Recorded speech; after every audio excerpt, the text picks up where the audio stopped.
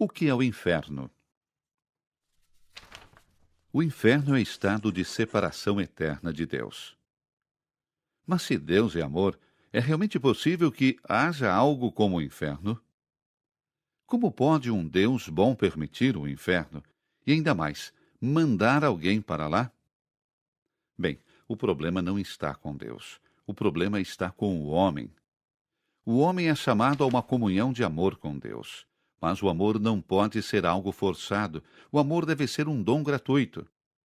Isso se torna bastante evidente no seguinte exemplo. Se eu torcer o braço de alguém até que ele me ame, então eu não vou chegar a lugar nenhum. Talvez por causa da dor ele diga que me ama, mas ele certamente não vai sentir nenhum amor. O amor não pode ser forçado. O amor deve ser dado livremente. Agora, essa mesma liberdade também torna possível que nós nos viremos contra Deus. Todo o pecado mortal é dirigido contra Deus ou contra a sua criação e, portanto, nos separa dele. Se não nos arrependermos, essa separação vai persistir. Nesse sentido, na verdade, não é realmente Deus que nos condena ao inferno, mas nós mesmos.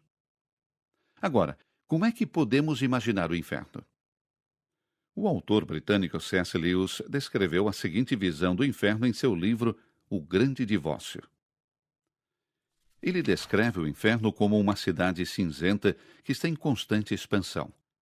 Quando as pessoas chegam lá, não demora muito para elas entrarem em brigas com seus vizinhos. Então, elas se mudam para a periferia da cidade. Seu lema é: melhor ficar sozinho comigo mesmo do que ter que ceder alguma coisa para alguém. Os habitantes do inferno são obstinados e incapazes de ver seus próprios erros ou admiti-los. Mas eles não são felizes. Agora, em seu conto da Cidade Cinza, C.S. Lewis conta que alguns deles se juntam em uma parada de ônibus e o ônibus vai para o céu. Mas enquanto se aproximam e chegam no céu, isso torna-se insuportável para as almas do inferno. A clareza e pureza, a luz, tudo isso está perfurando as figuras de sombras da cidade cinza. Eles começam a desaparecer, e todos eles fogem de volta para a escuridão. A pessoa no inferno está presa no mundo de seu próprio ego. Egoístas não são de forma alguma aqueles que odeiam todos os outros. Mesmo os egoístas amam os outros, mas só que eles os amam porque tiram benefício de alguma forma. O verdadeiro amor não é possível para um egoísta. Preso no eu, o egoísta é incapaz de entrar em comunhão com Deus. Esta é a triste realidade do inferno.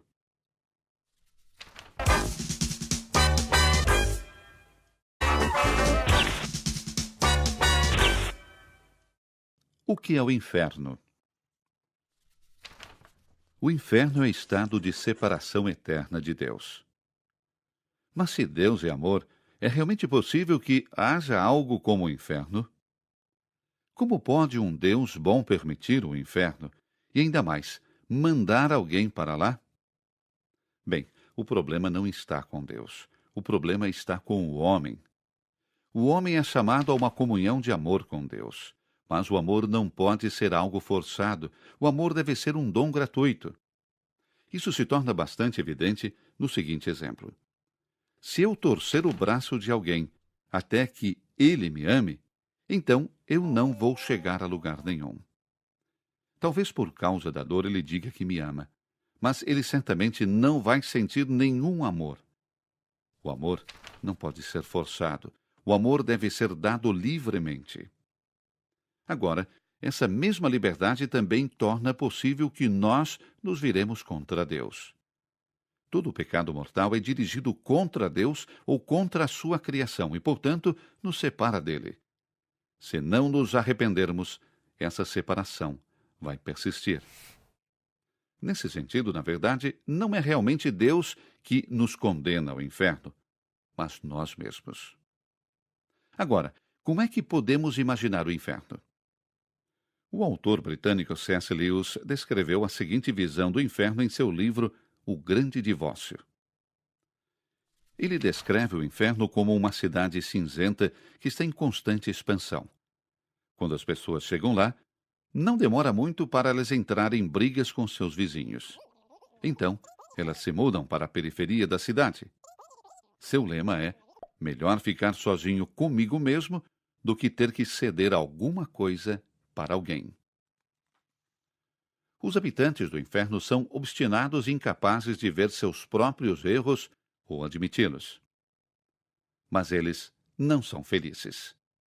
Agora, em seu conto da Cidade Cinza, C.S. Lewis conta que alguns deles se juntam em uma parada de ônibus, e o ônibus vai para o céu.